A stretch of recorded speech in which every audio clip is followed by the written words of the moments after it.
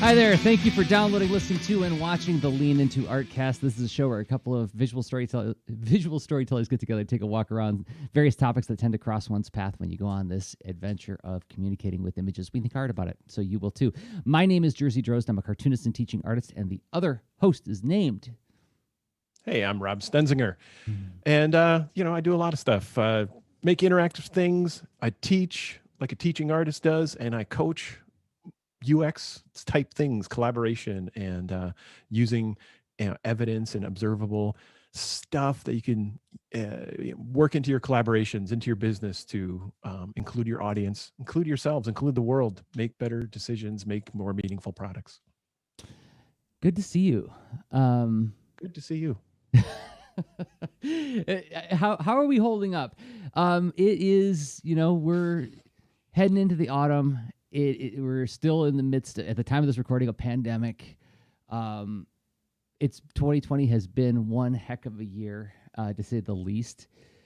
And I do this setup apropos of nothing because like our topic this week is professionalism. Maybe I could tie this together.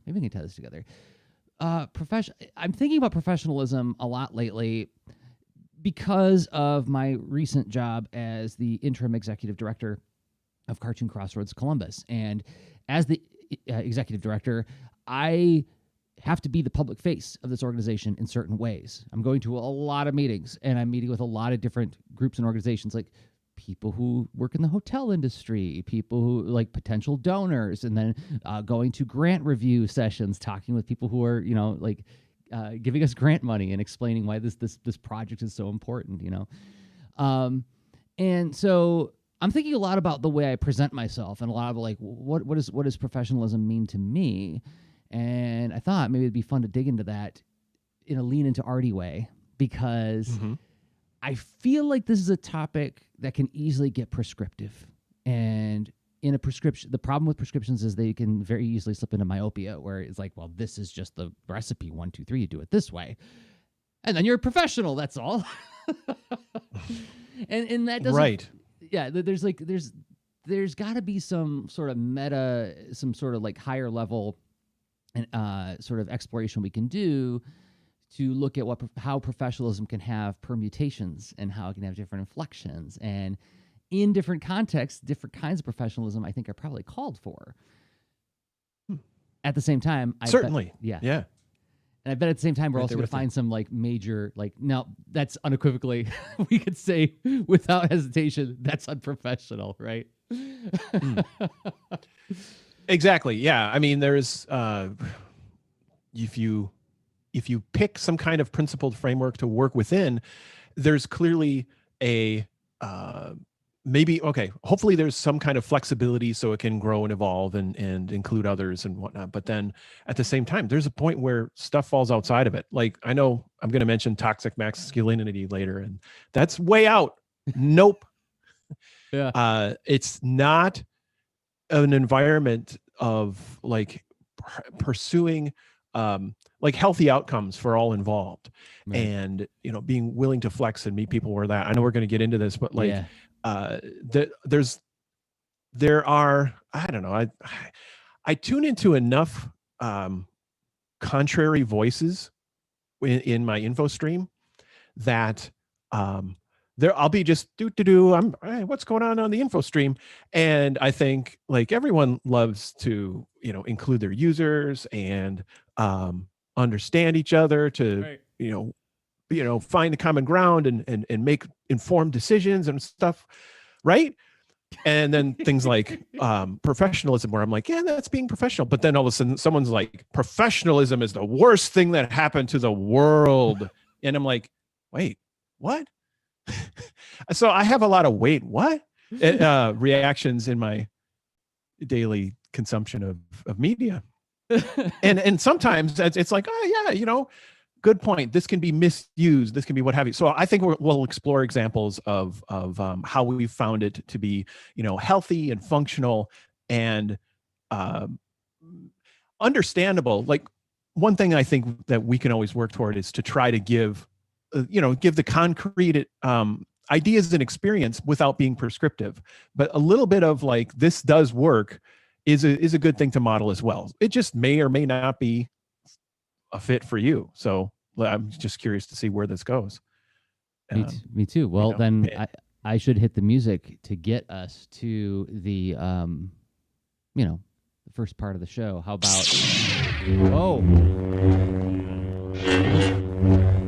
dueling sabers? That's no flounder. So I've got a whole bunch of new sounds because I've been doing Super Comics Challenge recordings. So okay, that the different sound indicates that we are now properly in the show. So the first part is usually what we talk about, what it looks like. And I thought, well, what is professionalism / commitment? I kind of tie the two together. I feel like professionalism, if I were to give like a Cliff's Notes definition, is like it's a demonstration of commitment in the context of the enterprise. That's good. Is that functional? I am not. I'm going to yes and that and say it's. I care a lot. I look for a shared understanding and action toward that shared understanding. Oh, there we go. Yeah.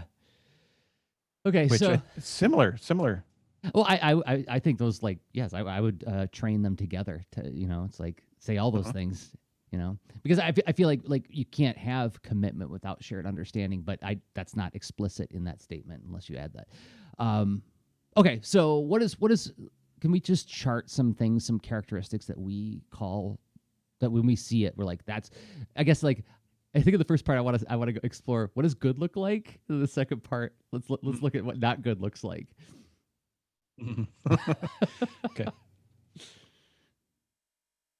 Okay. So what does that look like? What's a situation? What's a behavior? Or a shareable story?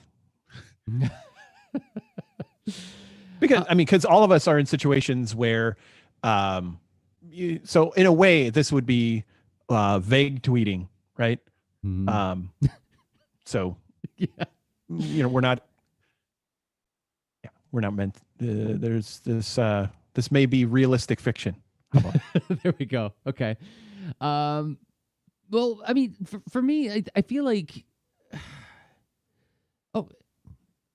insert disclaimer here about our biases, right? I'm a teacher as well as all the other things that I do, and one of the things that I take very seriously as my job as a teacher is listening to my students, really trying to get at what they're trying to accomplish, so that I'm not just slapping some rule at them and saying, this is just the way you do it. That's all. It's like, well, let's figure out what you're trying to accomplish here first, and let's see if we can find a way to get to that together, and you probably have the answer. I just need to guide you to it, like in a way it's very similar to the coaching work that you do, Rob. So I feel like with the people that I have known in my life who I would say that is a professional, it's somebody who listens carefully to everybody around them. They don't walk into the room and just start announcing what's going to happen. They walk into a room and say, like, okay, let's see what we're going to do today. Some of my favorite people do sort of mission moments, right? Where they walk into the room like, okay, well, I don't know where all of your heads are right now. So let's do a quick check to see how we articulate what we're trying to accomplish real quick, and then it gets them to like remind themselves of like, okay, we're changing gears. We're transitioning into this more mission driven thing. And it's also a way to see like, sort of gently probe where everybody is, feeling emotionally in that moment. And then that can be addressed. Yes. So think about that. I'll weave in a realistic fiction. So I was, this is, perhaps from long ago, realistic fiction, but working with someone who was a really, that I don't know, I was getting words and figuring out what leadership and professionalism meant to me. And because I needed them, I was, leading multiple crews of people to do this work we'd get together for the manager meetings. And when, we could be all talking about, how's it going, ups and downs, whatever. But then this leader would come into the room and president of the company and get into this mode like you're describing, be sort of warm, curious, and and start to provide a structure through which we could all bring our focus together, right? And that professional aspect of it, to me, is whatever was happening before this person entered the room.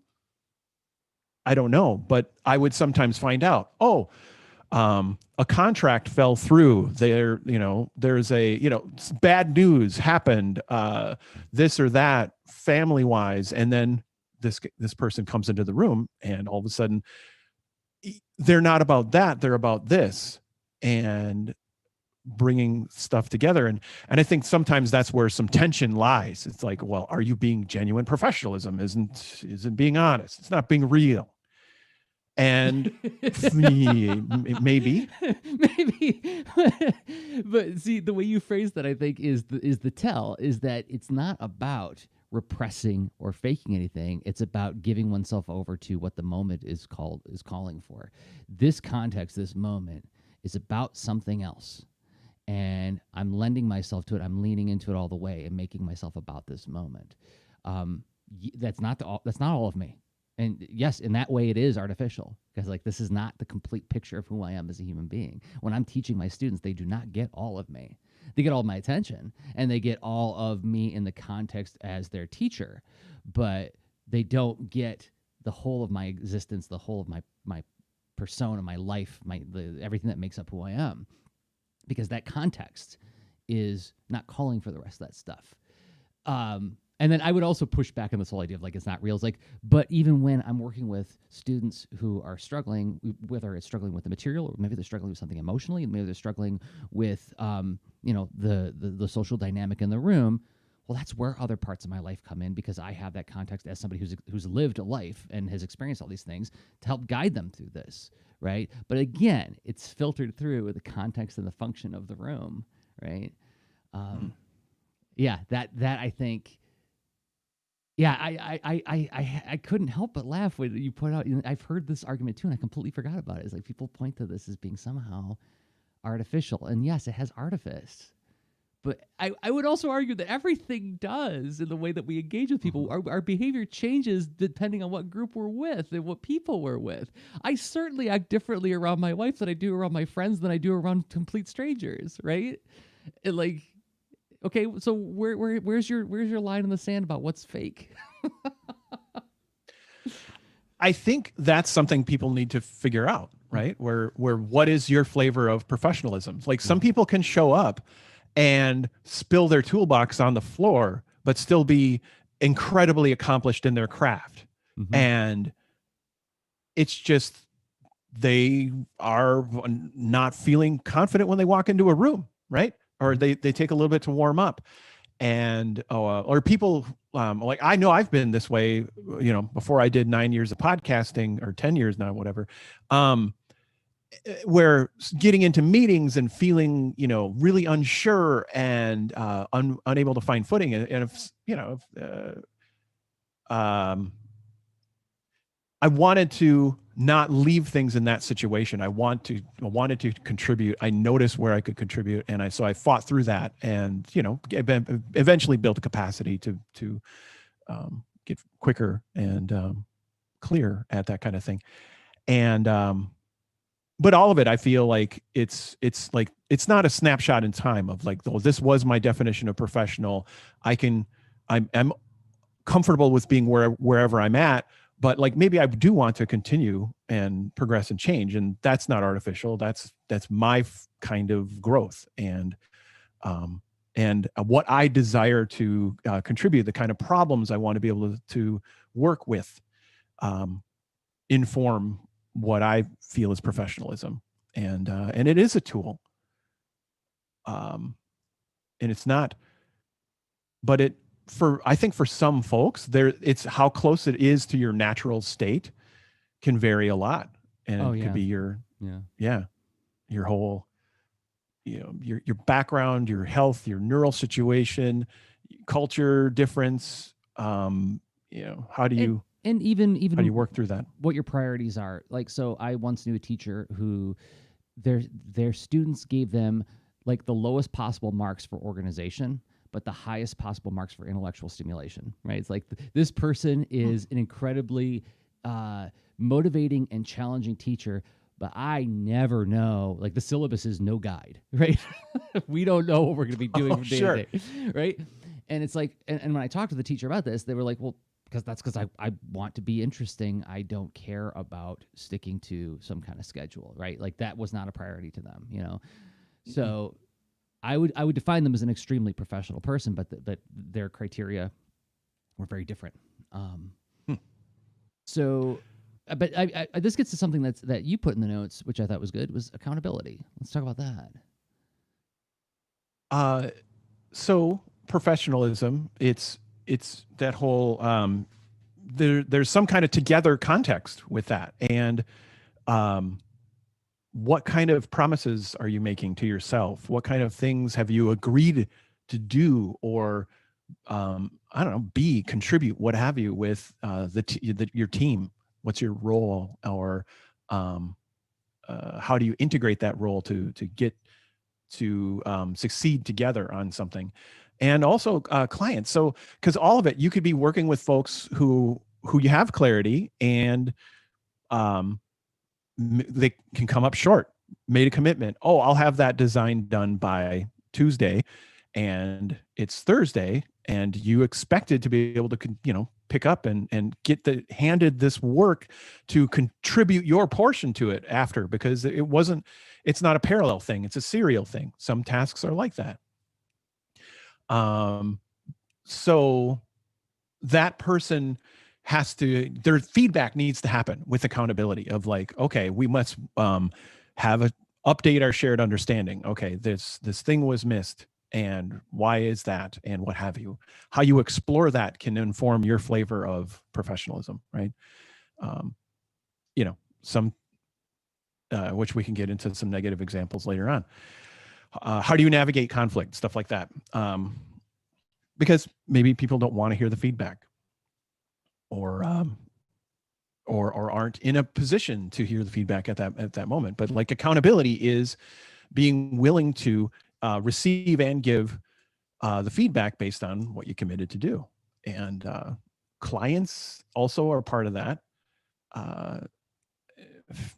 Through the years, I've worked with clients that, we have a good, healthy, symbiotic relationship, but then some other clients are, I misjudged, and I connected with clients who had different motivations, different work styles, but we still had a contract, and to hold them accountable to what we agreed upon, it becomes so it's like accountability, and it may take almost no effort, because it just flows. Everyone is sort of, it's wonderful when that happens, but then you can get in situations where there's a conflict. Commitments were confusing and not met, or what have you. And anyway, anyone involved in that whole system of you're here together to make a thing happen, every single, of course, including yourself, you need that. You need the accountability, because otherwise, how do you adapt? How do you, you're just missing something that's pretty huge to the functional professional thing. So this is another like piece of evidence that I present to the court to say, like, this is why this is not artificial, because you just made the case that having this sense of accountability provides you with tools to adapt, and adapting is the opposite of artificial, rigid structure, right? Adapting means growth, and growth and change are like sort of central to being a human being. As much as we would like it to not be the case, sometimes it'd be like, man, a little bit more stasis would be cool in my life. But that's not the deal we get, and so, and I think that, I would also layer on the word transparency. That's an important one to me, is even if I don't need to know everything that goes into what somebody's doing, having a sense of what is required for them to do what they want to do is at the very least interesting to me. But I think it's useful because then there might be ways that I can help, right? Being more open and transparent and clear about when we're making our commitments, what it's going to take to do to perform our commitments, opens up the opportunity for more collaboration, I guess. And this is more context for me. What's an example of transparency? Is it transparency is, I'm going to get this thing done on this date, and these are the steps that I'm going to do it. Here, I'm laying out in front of you my sense of what the dependencies are in order to ship this thing at this time. Maybe I'm not going to go into every detail, but I'm going to give you at least a sense of, like, I've thought through a process on this, and here's the procedure that I'm going to explore. So, like, an opposite of that would be hiding information and seeking to control the actions of others to subvert their will to your own. And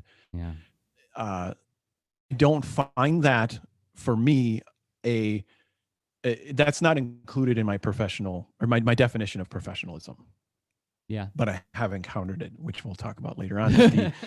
Me too.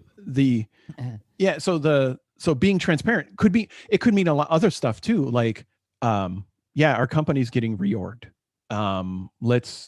Let's figure out what we do next in our careers, or what have you. Or this year has gone really well and you've been underpaid. So I want you've contributed to the success of this company. Let's, help you continue and grow and whatever. Transparency, as opposed to being like, well, and now I get to have a bigger pile of money, right? That kind of thing. Right. So can look, it's all over the place. Yeah. Transparency. And you had one too in here, like celebrating people's uniqueness. Yes, something that I find to be kind of a critical, like, is I thought about everybody that I've ever known in my life that I would say, that's a professional. A unifying factor was they are the kind of people who celebrate everyone's unique contributions and skill sets. They are endlessly impatient with people who say, oh, that's not my bag. I don't do that. I'm really kind of like, I'm a dullard on these things. Like they're excusing themselves from involvement by way of putting themselves down.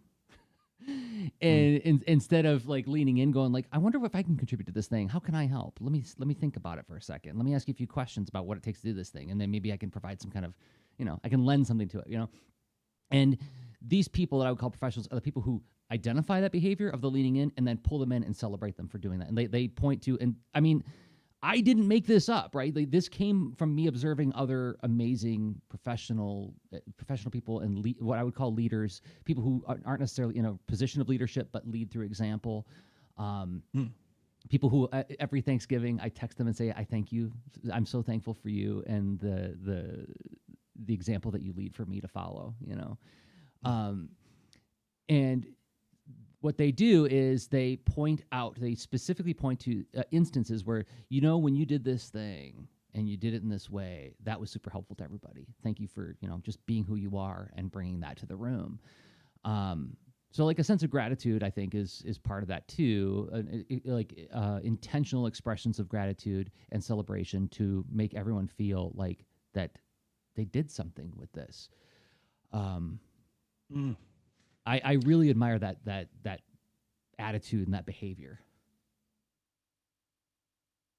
It's easy to lose sight of that too if it's not recognized and worked into the verbal the practice and language that the teams use, right? Because this week passed, next week holds new challenges. Let's go again. And having some kind of ritual can help that too. So like doing a bit of gather, like a bit of a reflective exercise. Some teams would call it a retrospective, and what's working, what's not working, and also let's celebrate and recognize and have gratitude for like that, the extra awesomeness of different things, and recognizing like sometimes it could be someone is countering a positive, like if everyone's excited and marching in a direction, but someone is like providing a counterpoint, and they're doing it in a professional enough way, that can be gold. It can be like getting that useful critique to break a bubble of assumption, to get more clarity, and then be confident that like, oh yeah, well, we better manage that risk. Holy crap. Like, okay, like that, recognizing that. And that's an example of like, not all professionalism looks like, cheering and marching and, I don't know, partying your way to, completing stuff. And that's worth recognizing too, in that whole, having those different perspectives is celebrating different perspectives. Useful. And what I mean, this will come as no surprise to anybody who's ever watched any episode of Lean to Art, is that it's very non-hierarchical. Wisdom can come from everywhere. And that's why you bring other voices in. That's why different skill sets, different expertise, and different perspectives are so darn important. It's not just include because it's good to include. You include because it makes the whole organism better. Because people have, I know every one of us has our own blind spots. We all have our own blind spots. And so when somebody can point out, yes, have we mitigated this risk? Have we prepared? Have we have a contingency for this risk? And it's something that I didn't think of. I am so grateful for that, right? I'm like, oh my gosh, yeah, that's awesome. Thank you for bringing that up, If I were more of a hierarchical kind of person, I might go like, who are you now? Why are you saying this? Because I'm over here with these people who are much higher up on the chain, and they would have thought of that clearly. And like think of that whole web of things you've listed that all work together in that example. Carrying it, I think it's maybe leading all to being service driven, but like having being a listener, celebrating unique perspectives and contributions, transparency, accountability, all that stuff really creates this web of tools and behaviors and attributes and practices that really, I mean, they add to sort of a professional toolkit, what have you. Yeah. I've had another realistic fiction story, and then we can maybe go to the second half of the show. Is I've been in situations where I've met other people in one of the various industries I travel in, because I work in comics, but I work in teaching, and I was paired up with this person who kind of turned to me like, all right, who are you now? Why did they choose you to work with me on this? There was just the slight, and maybe this was in my head, but there was just the slightest air of suspicion in their voice. And in the moment, I remember thinking like, man, you could have asked it like, oh, who are you? What do you do? Oh man, I'm interested in finding out who you are. So find out where our common ground is so we can work together on a thing, and I feel like that's the difference in my mind of what professionalism looks like. Cause the who are you?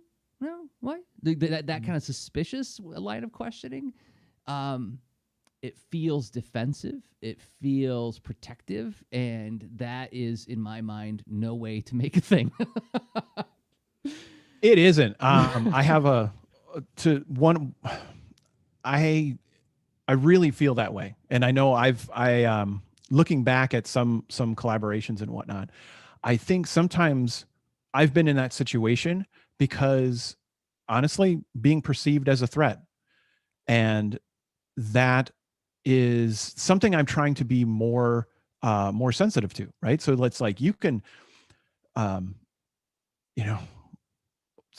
this is getting comfortable with discomfort is part of the job of all males, especially as they get older, and especially if they're contributing in some kind of extra responsible role where you're there to set an example and to teach or coach or facilitate or full on lead.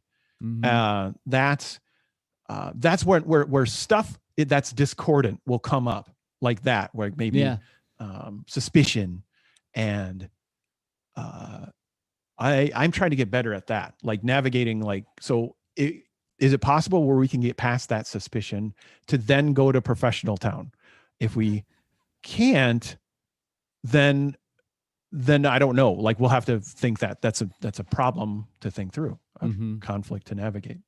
Yeah. Yep, for sure it is. And yeah, I think I've been talking about this a lot lately. I might have talked about it in Lane Tartcast. I know I talked about it on an upcoming 4 Million Years Later podcast, is that I remember I have a very clear memory of being 17 years old.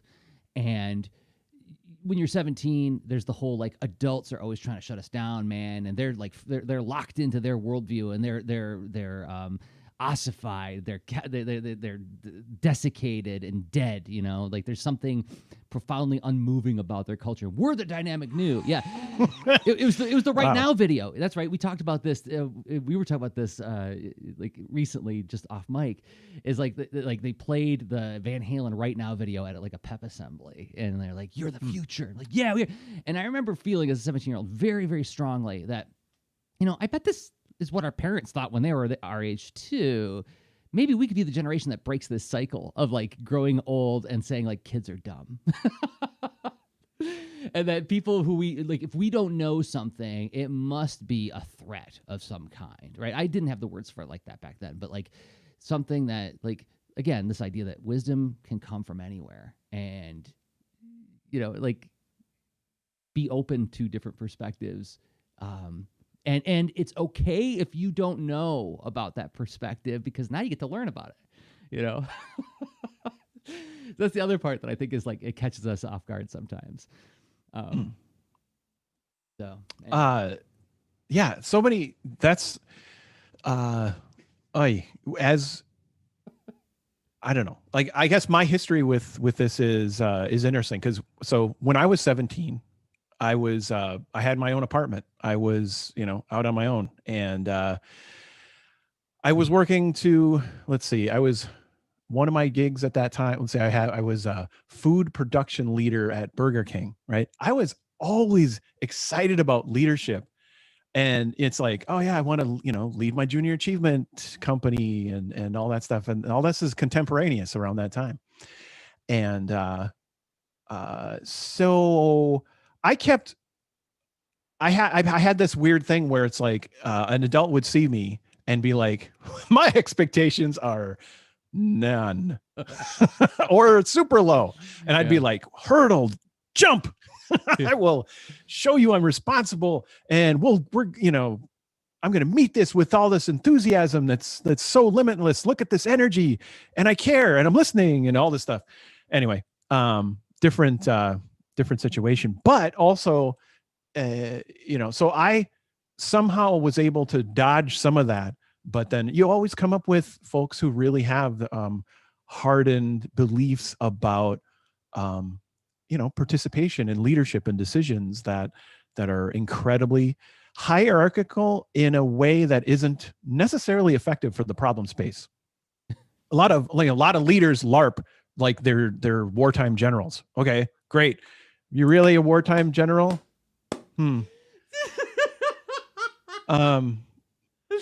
So okay, man. That was top notch. Yes, they're LARPing. Yeah. Which, nothing wrong with LARPing. Sorry, LARPing, to include you in this example. But no, but LARPing, in the context of LARPing, is a perfectly awesome thing to do.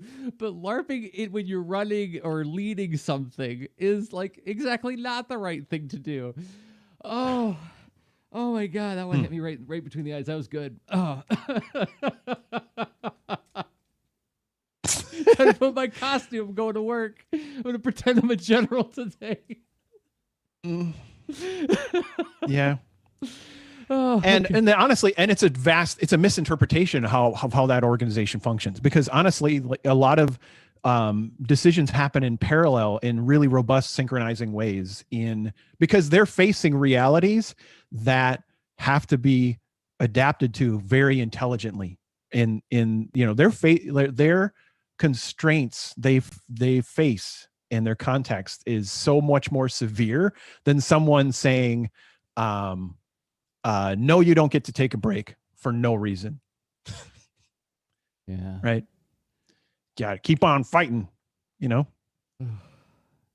Cash register won't watch itself or whatever. I don't know. It's like, well, what are you doing? You could help me take a break. What's that? I remember kind of this when I was a kid and I was working at Burger King. It was like time to lean, time to clean, which I know that lots of managers have said in the past. Yeah. Yeah. I mean, which is partially good. It's like, keeps you, busy and active and maybe curious. It keeps the place sanitary. Sure. Yes. Yeah. But at the same time, I mean, it can be punitive. Yes, it could definitely be punitive. All right, you want to take a break, and then we could go into like some more funny stories of and some not so funny stories of times we've run into like the less than awesome encounters with professionalism. Some anti-lessons we've been gifted in our lives. Oh yes, anti-lessons. That was the first like rapid delivery service. Got a big pile of anti-lessons on the front step. All right, well, subscribe to Anti-Lesson Prime. Anyway, that's where we're going next, everybody. So we're gonna take a minute and a half break. Thanks to people who make this show possible, and those people happen to be the folks who support us on Patreon. Patreon.com/Lean Into Art is the website. What is it? It's a way for you to give us a monthly upvote. If you believe in Rob and Jerzy and what we do and what we make, and you want to help make it more sustainable, you can contribute as little as $1 a month.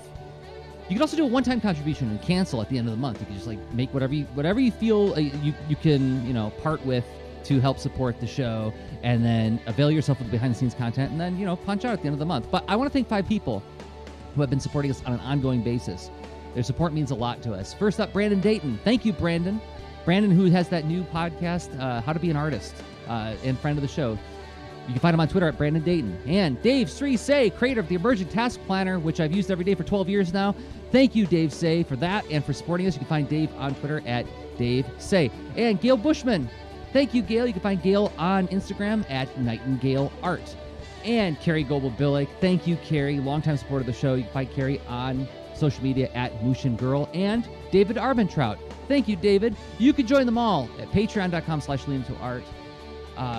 Or leantoart.com/Patreon, if I'm not mistaken, where you can find all the shows we make, as well as the extra leans, the shows that we record monthly only for people who support us on Patreon, and it gets you access to the Patreon section of the Lean Into Art Discord, patreon.com/leanintoart. Thank you to everybody who supports us there. It means a lot to us. It does. Thank you very much. All right, I got to get some music so we can get into the second part of the show. Oh, why not? Whoa! I'm glad I wasn't drinking my coffee. And I've joined in the dancing, and I've demonstrated just how poor my rhythm is. I know we've covered that on Extra Lean in the past, like my relationship with music and dancing, and how like it's like trying to explain a joke to a Vulcan. I'm just like, what? I move my feet. What? Where? How? Why? Feel the music. I don't feel anything. I hear it in my eardrums. I don't know if I feel it. What does that mean? Come and shake your body, baby. Do the conga. I don't know. Anyway.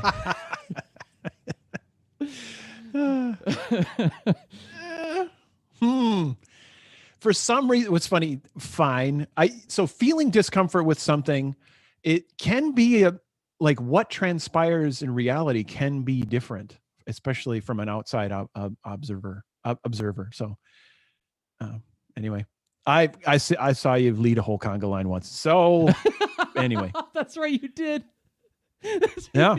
So I don't know if that was like divine intervention.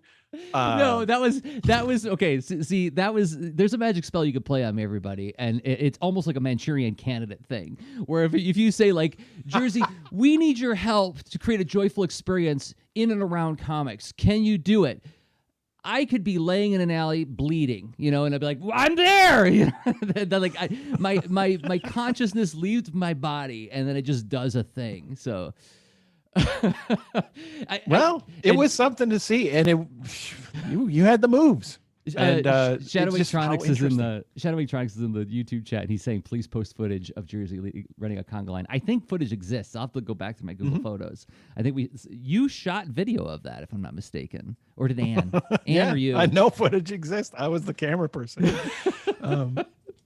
But yes, I was really dragging that day too, and then somebody said, "Help! We need help with this," and I was like, "I'm there." All right, so fair Every enough. bit of that. Yes, I was just transported back there to that day, and interesting. And let's see so that's professionalism, but we're talking about That's right. That's like right. the not professionalism. Actually, yeah, you're right. Way to tie it together. That was me like stepping up as a professional because it was at A2CAF, and it was me reacting as a representative of the organization. I was publicly asked to help with a thing. And I was like, boy, I don't wanna, but I'm doing it. Yeah. That's right. Okay, so less than awesome encounters with professionalism. Let's deliver what we promised here, Rob. You want to go first? Well, let's so broad brush, a lot of it, I imagine I have encountered just the tiniest fraction, but yet, even as a male, I encounter toxic masculinity. And a lot of it is because of my willingness to gently confront stuff, right? To say, are we sure we're doing this? Why? Or how do we know this? What have you? For some folks, that is the equivalent of just spitting in their face and I don't know, putting a booger on their Corvette or whatever, right? Yeah. And they react in a deeply threatened manner. And I remember, like, for one example was I was working in the startup days of not my company, but for someone else. It was at a web startup, and one of the bosses had made a commitment without talking to the designers and developers, and then they were like, well, you're just going to work all weekend and deeply into next week, whatever it takes. And I'm like, this is at least 100 hours of work, at least. And I'm already tired. I've been doing like whatever. So like, I think you want me to keep living, so I got to sleep too. So I basically, this was my feedback. So I'm like, we need to like figure out another, scope or date commitment or something. And anyway, encountering the whole deal, like someone physically shaking and the face is red. And I'm like, is he going to punch me? Am I going to get punched in this office? Yeah. What? And that is not professional. None of it. Like, if he had a neural situation where he needs to manage or see a therapist or find the lifestyle that fits his needs to manage that, he was way outside of that and using the heck out of his authority to threaten and what have. Anyway, so that's not cool. And it's terrible facing that as as a young male who probably would, I don't know, whatever, like no matter who, no one should face that. And you think about others who are less comfortable with the confrontation stuff and even gently confronting, and all the layers of cultural, junk, right? That others have to face.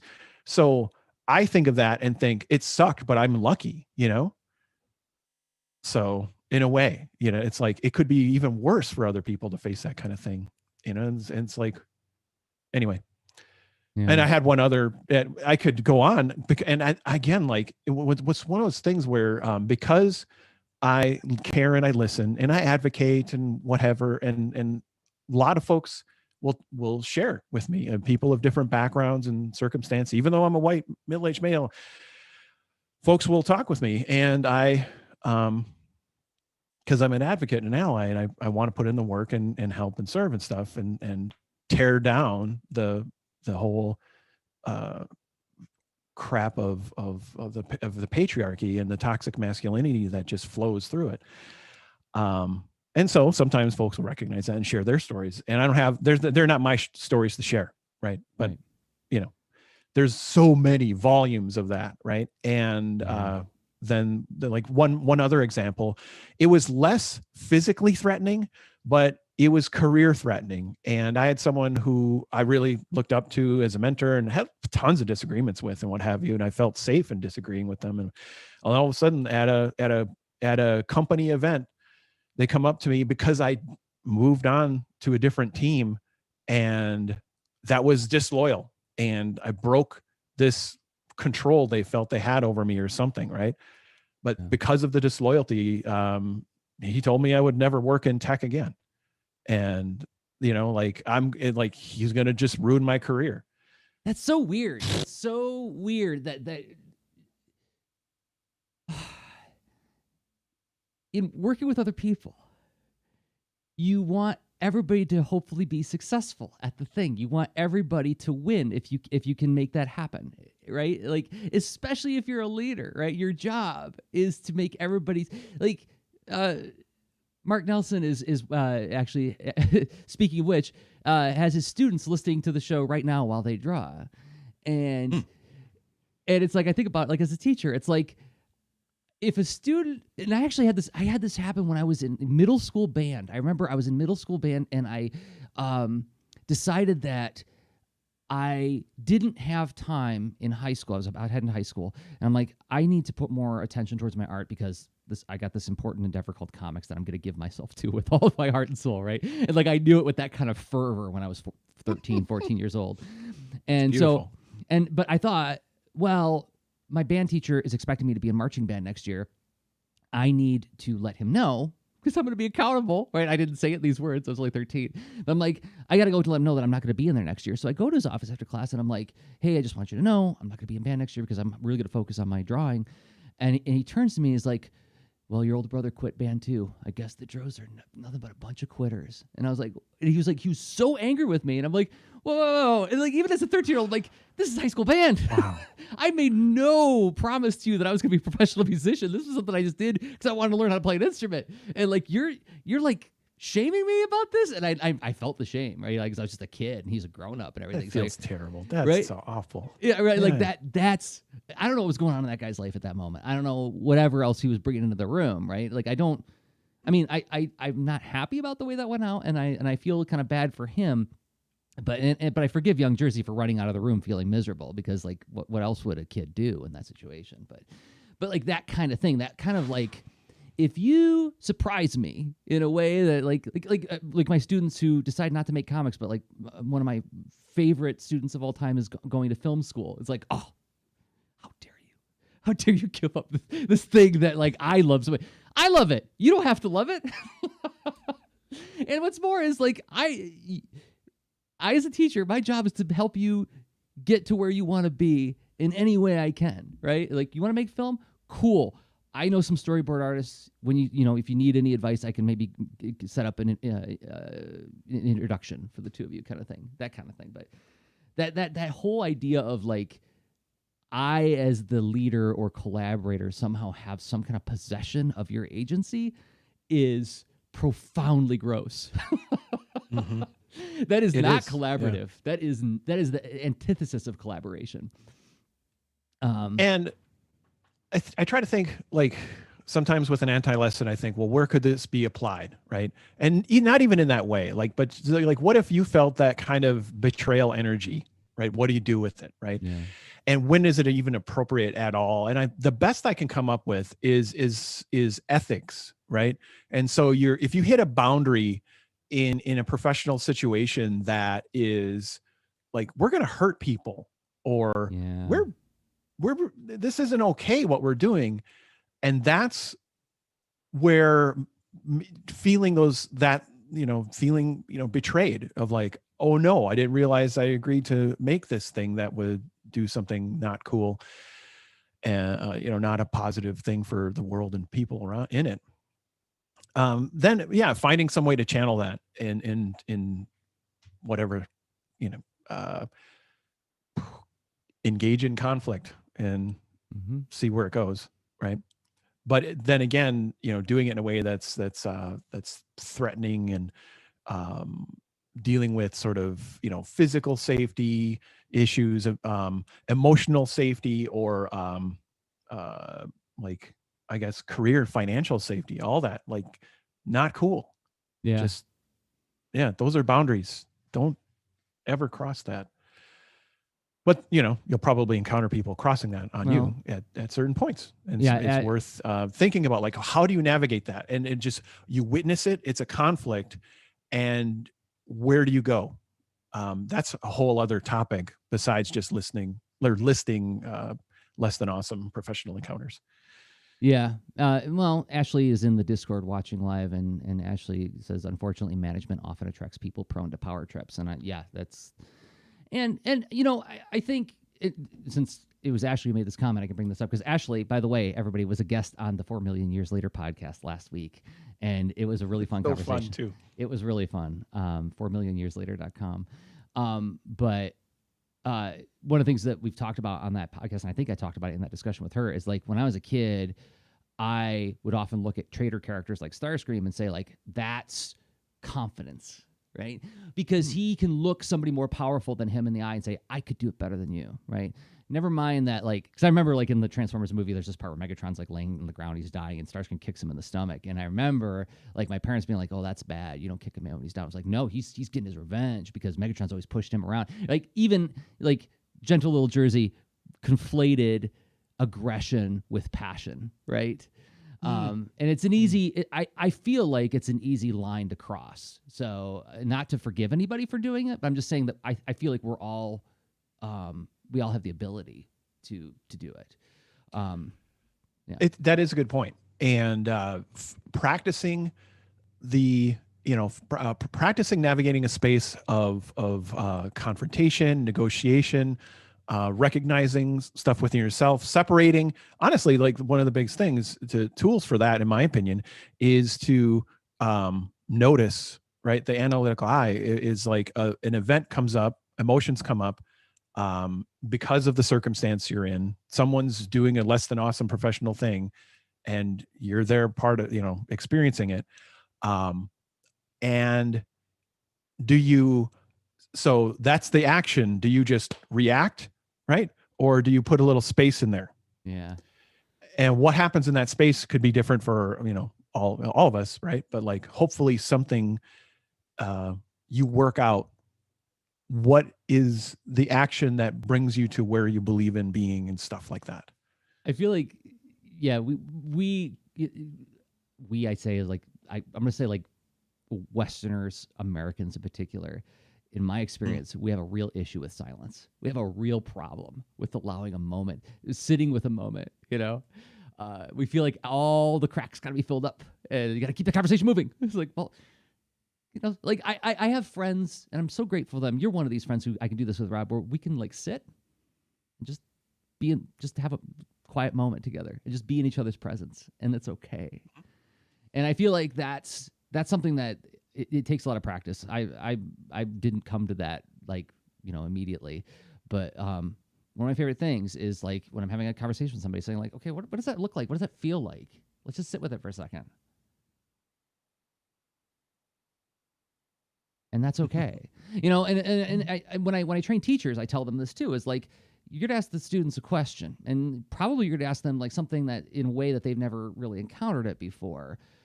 Give them time to think about it. Give them 3 seconds. 3 seconds is not a lot of time to think about anything. But to you as the presenter, it's going to feel like an eternity. You're up there forever with this silent room. It's okay. They're thinking, let them think. Like, this whole, like, now, come on, give me an answer, chop, chop. It's like, we're not making widgets here. We're living lives.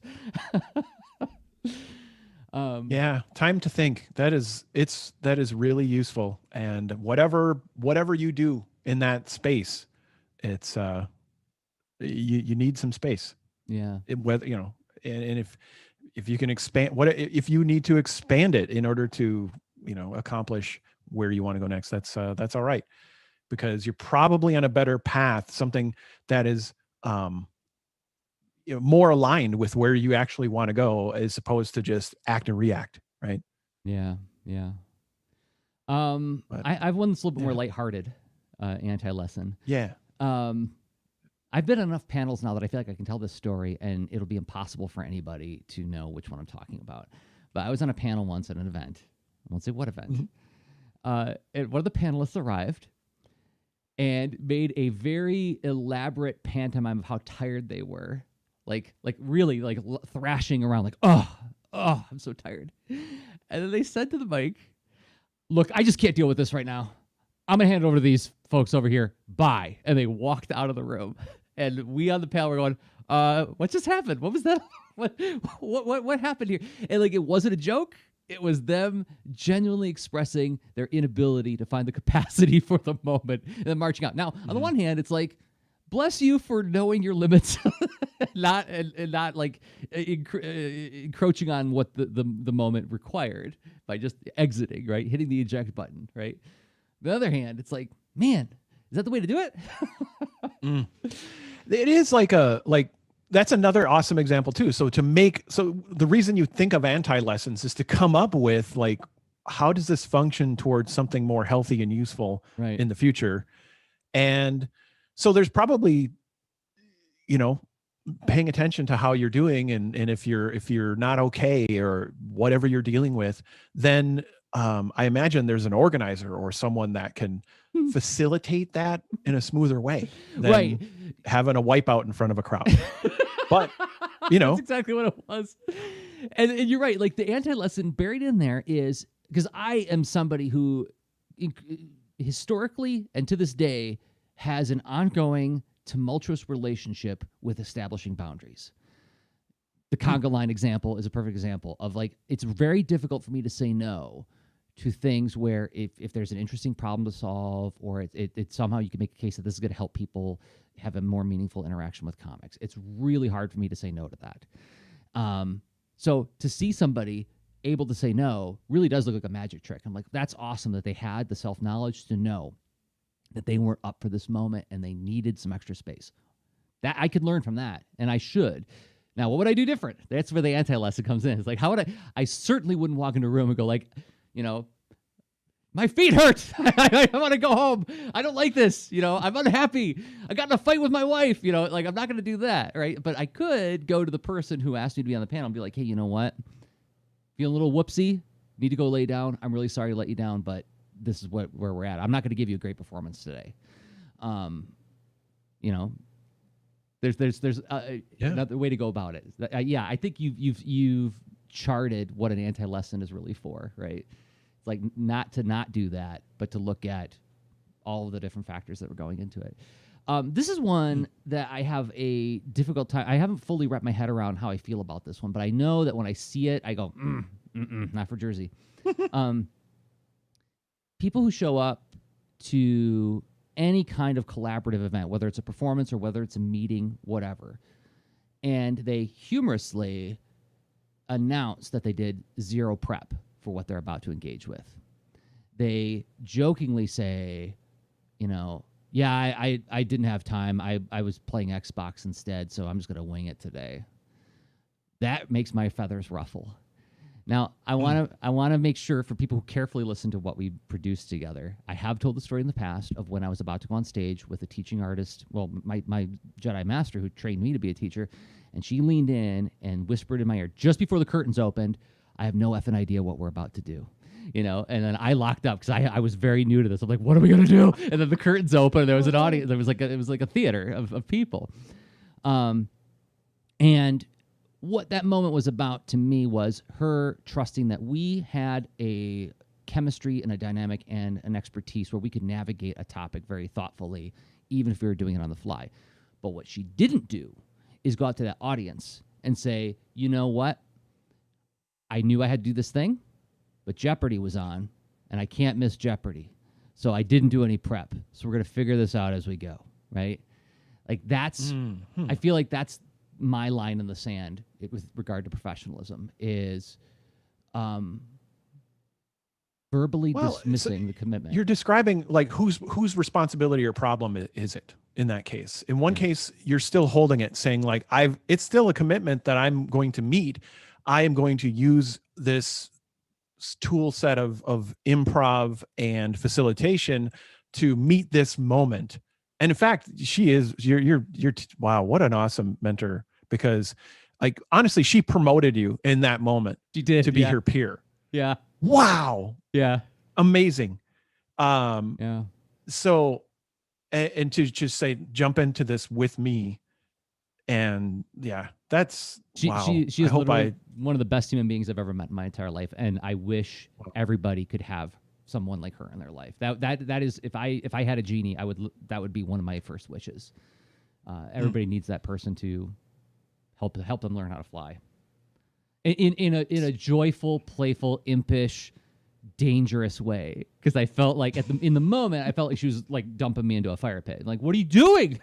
No, to pull you back. Don't go out there. Yeah, she knew you were ready. She did. Yeah. And yeah, that's genius. And it didn't make it the crowd, the participants' problem. It didn't make it the venue or who is sponsoring the event. It didn't make it their problem. Right. And it's still your commitment. When I've seen presenters or other collaborators do that joke, I feel like they're trying to lighten the mood. That this is me all inferencing, right? Like, I've never interviewed these people afterwards, and I really should one of these days, if I encounter it again. Is I feel like it's them trying to lighten their sense of guilt over lack of preparedness. Well, if I make it look like I did it on purpose, like I'm turning it, I'm trying to like redirect the energy into promoting the fact that I'm really cool about all this stuff, right? Yes, and of course, and maybe self-deprecating humor, right? Maybe, just maybe to say like, all this anticipation, let's lower the stakes and maybe start somewhere. But you can really do that in a way that can feel weird for the participants who are like, oh, you're inspiring. I'm here to see what's going on. And you're like giving me a verbal sign that you maybe don't care, and I can't tell if you're joking, right? That kind of thing. Yeah. I'll just say this. I'll just put this out as a warning to everybody. If you ever want to work with me, that's a trigger for me. Saying you don't care about the audience is definitely like you're gonna. I may not get angry to your face in the moment, but know that inside of me, it's boiling bats. It's all screaming, boiling bats. How do you not show up and not care about what everybody's doing? How? Why? Why would you? You know, disinterest has its place. You know, like, I know when to say, like, that's not for me. I'm walking away from it. But if you made a commitment to work with a group on a thing, you don't get to say you don't care. I have similar hangups. Yeah. I have to admit, if someone says, well, first, don't show up, and just flat out let's not communicate. And then have what transpires is, I'm assuming we're getting together, what have you. I'm not managing you as a human being. But then if you don't show up for what we, when, where, how we committed to show up to a thing, I'm like, maybe swirling bats. I don't know. Maybe I'm at half swirling bat level. But then if you're like, I had to get a haircut. Swirling bats. Yeah. It's inside. Yeah. But you can see it in my eyes. I've seen Rob make that look, and it is pretty terrifying. It almost is like the visual version of a low earthquake. Okay. Of like a distant rumble. Like, oh, that sounds menacing. That sounds like something that's about to be worse. it's the visual version of that. What happens verbally in that situation, because I separate, right? Action, reaction. Yeah. And I'm like, it's time to have a gentle confrontation. What are your intentions here? And my expectation was this. Yeah. And so that's where that goes. But it's the haircut thing, because I've had collaborator before. Actually, I've had potential collaborators that nothing happened because they like, well, I needed a haircut. So it happened honestly only twice, but yeah, it's I've had that happen a number of times, and and then had the confrontation where it's like, okay, well, what can we do to make this as easy for you to do as possible? And then we take it where it goes. But I've had relationships end over that, where it's like, well, I'm sorry. Wow. Yeah. Well, Oh, I don't. I shouldn't have laughed. No, I mean, in retrospect, I don't feel bad about it because I feel like, okay, we were utterly incompatible as people. Because when you tell me that, it's like, well, uh, marijuana's pretty great when we're on deadline, Sure. yeah, it's like, I had a bass player in a band who was all about that. and I'm not slagging. Never sure what time it was. I'm not slagging like controlled substance use if you're a responsible adult as a recreational thing. Do what you do. I'm not going to tell you how you live your life, but Exactly. But show up. show up. Yes, show up. And don't tell me, gosh, I'm really sorry. I was going to finish this comic with you, but marijuana is so great. I'm like, well, we have incompatible motivations here. And Steve Hamaker is watching on Twitch, and he says, oh man, I hope I don't create swirling bats from Jerzy. Steve is, and I'm saying this to reassure him, because he never has, but also he is one of the funniest people alive. And every time I'm with him, we actually worked on a project together. This was months ago, and it wasn't making a comics. It was a different kind of collaborative venture. And Anne was like, I felt like I had to separate you two because you were both giggling like little boys in the back corner the entire time. But we still did the thing. We showed up and we did the thing. But anyway, yeah, Steve never, ever has done that to me. And he's another person that I wish everybody could, spend an hour with because he's just so darn entertaining. But anyway, so what do we have any more anti-lessons, or do we want to close in and remind ourselves of our 2-minute practice? I think, will we have a closing thought at all, or we can do it right here? Oh, we can do a closing thought after we do our second break. Because I think we could tease that up or tee that up with carrying anti-lessons with you. They could be useful tools, and I don't know, worth noting that. Couple thoughts about anti-lessons. Okay, great. All right. Okay, so we'll do that in about a minute and a half or so. First, we have to thank some other people who make this show possible, and those people are us. We make the show possible, and we work on lots of different kinds of projects, think hard about them, and then we bring that thinking into this project called Lean Into Art. The thing that I work on that I hope you will check out is, oh man, and this is also for Mark Nelson's students who are watching, there is an amazing avalanche of thoughtful comics content coming your way next week at Cartoon Crossroads Columbus. CartoonCrossroadsColumbus.org. It is a 3-day festival, October 1 through 4th, and it's all free. There's some content that's adults only, which is only going to be streamed on Zoom that you have to register for, but most of the content is going to be broadcast on our YouTube channel, our Twitch stream, and our Facebook page, the CXC Facebook pages. And it's something like 50 programs, but we've taken great care to design them so that they don't conflict in terms of audience, right? So it's not like, oh man, I really want to learn how to make comics. Here's 9 hours of how to make comics programming. No. Those 1 to 2 hours in that day, and the rest are going to be well, do you want to learn how to do editorial cartooning, or do you want to learn more about autobio comics making? But yeah, the whole schedule's at CartoonCrossroadsColumbus.org. There's the professional development workshops are the ones that I'm especially excited for cartoonists and people who are looking to make a career in art, and they are on October 1st and 2nd. Let me go to the schedule real quick. We have Elaine Grogan-Luttrell, who is a financial specialist with regard to artists. She wrote a book on how to be more mindful about your career and how to manage your finances as an artist. And she's leading 2 webinars starting October 1st and 2nd. You can find them at CartoonCrossroadsColumbus.org. And also Jack Beeler, attorney, is going to be doing a workshop on exploring different business models and which ones are more advantageous depending on the kind of art that you make. Again, free to the public. You got to register if you want to participate in the hands-on part of the workshop, in the Q&A as well. Although they'll also be streaming, so if you don't register in time, that's okay. You can also just tune in on our channels. CartoonCrossroadsColumbus.org/schedule is where you will find all of the events, as well as our live streaming portal, where all the content is going to be fed. So that sounds so awesome.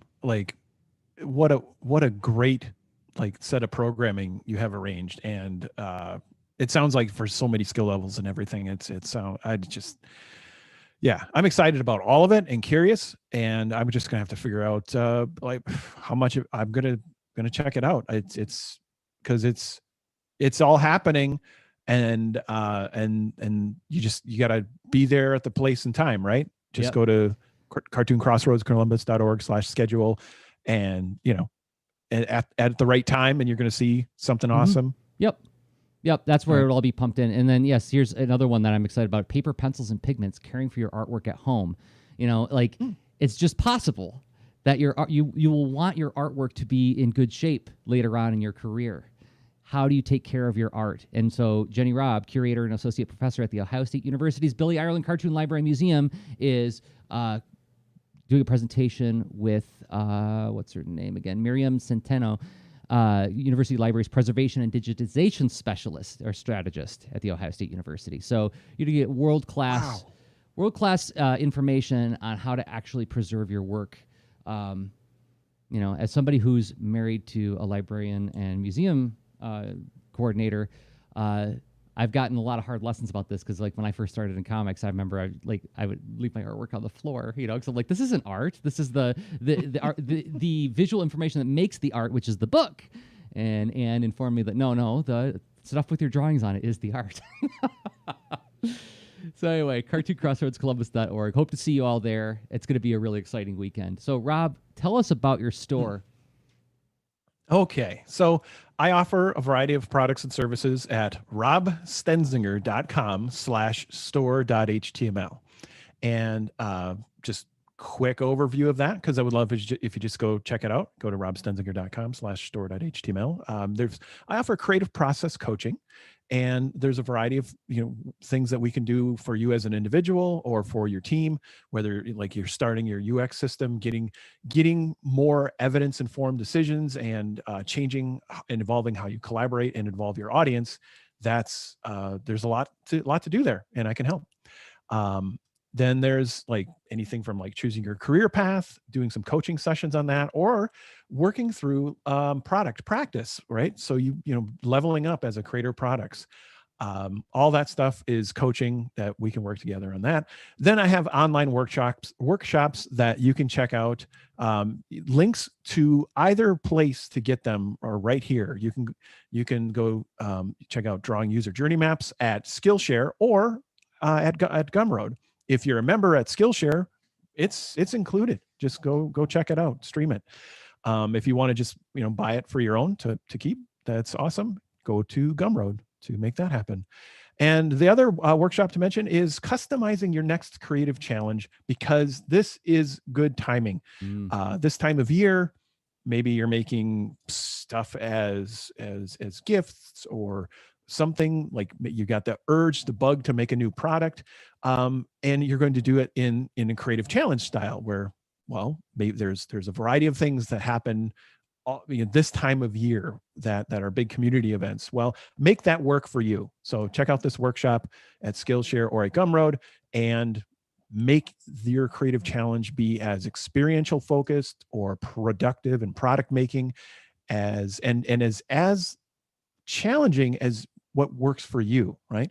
So instead of just taking it at sort of, here's the prescription, make it your plan to be the right kind of challenge for you. All right, that's what I wanted to share today. Go to robstenzinger.com/store.html. And then for all that and more. And the last thing we want to point you at is the Lean Into Art Discord. Yes, we have a forum now. The invite link is in the show notes for this episode and every episode. And there are public channels where you can comment on live streams when they're happening. And then there's also some Patreon-only channels where you can, go to the Brain Trust and share some work in progress and get some feedback from the other leaners who believe in this project the way you do. So Lean Into Art Discord, thanks to everybody who's been participating there. It's been awesome to get to interact with you on an ongoing basis. It's a lot of fun. Yeah. Sign up. So, should we do 2-minute challenge, 2-minute practice check-in? Yeah, check in on the 2-minute practice, which was, do you remember what we were doing, Rob? I've been doing it this time. Well, yeah, we're just putting pen to paper, draw a line to visualize how your day feels. And that can come out a lot of different ways, not very prescriptive, but like just, like it could be like little small spark lines, like the little, when I don't know, so you're looking at all kinds of rows of data and how's it sparking, or it could be huge. So, how it's still in progress, right? We're doing like a 2-week interval now as an experiment. And so the way I've incorporated it so far is I have my emergent task planner, which is my graph composition book where I track my days, and I always, I'll find a blank page. It's like where I've got my timeline and my tasks, and then at the bottom of every page, I have a section called "What Good Happened," and that's like sort of an invitation for me to check in on my day. And I don't always have time to like write any thoughts, but I certainly have time to do a few scribbles that like this is how the day went. And when I did this, I thought, am I going to remember what all that means? But I totally remember what all that means, and I'll be able to do like a thoughtful report when we do the 2-minute practice next time. Yeah, I've only done 2 so far, but I'm drawing with a different color marker on paper, or a big piece of paper. So yeah, just trying to like over the course of the 2 minutes, make it across the page. Right. So anyway, all right. So you introduce the size element. And I found it's not taking me 2 minutes to do it. So that's interesting. Yeah. I'm giving myself the 2 minutes to like sort of look at it and like give myself some time to think about it. Like, okay, let's run through what happened today. Oh, that was the part that felt like this. That was the part that felt like that. So it's an interesting sort of like coded way to journal. It's totally encoded. Nobody knows what this means except me. So I'm not used to having that level of privacy in my capturing of my thoughts. Ooh, wow. Yeah. Anyway, maybe we're inventing a new encrypted message service where we only communicate in squiggles. Very, very. What am I trying to think of? Like, why am I blanking on his name? Chuck Jones? No, I was thinking of the book of Lexicon of Kamakana, where like pliffs and squiggles and. Well, that's cool. I have not encountered a artistic ritual where someone has busted out the what now? The Lexicon of Kamakana.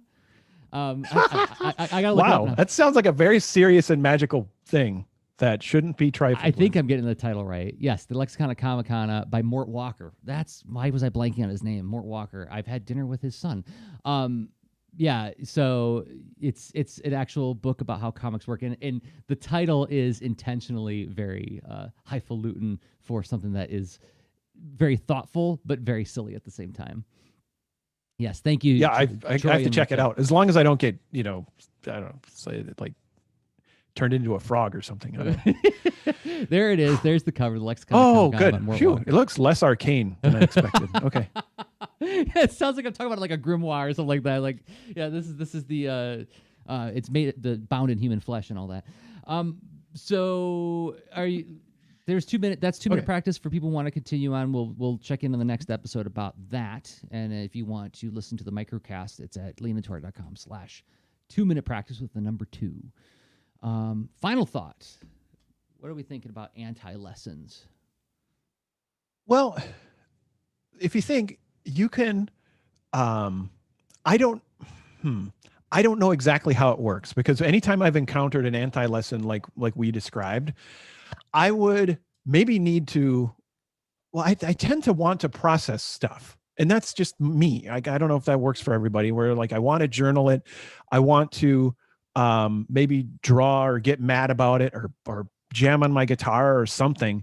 But then some understanding happens after that. And it's like, well, I want to keep weaving stuff into my practice of being a professional and to be a better teacher, a better leader, a better artist, and all that stuff. That's like, is there anything I can take from this pile of emotion and then do something constructive? I don't know.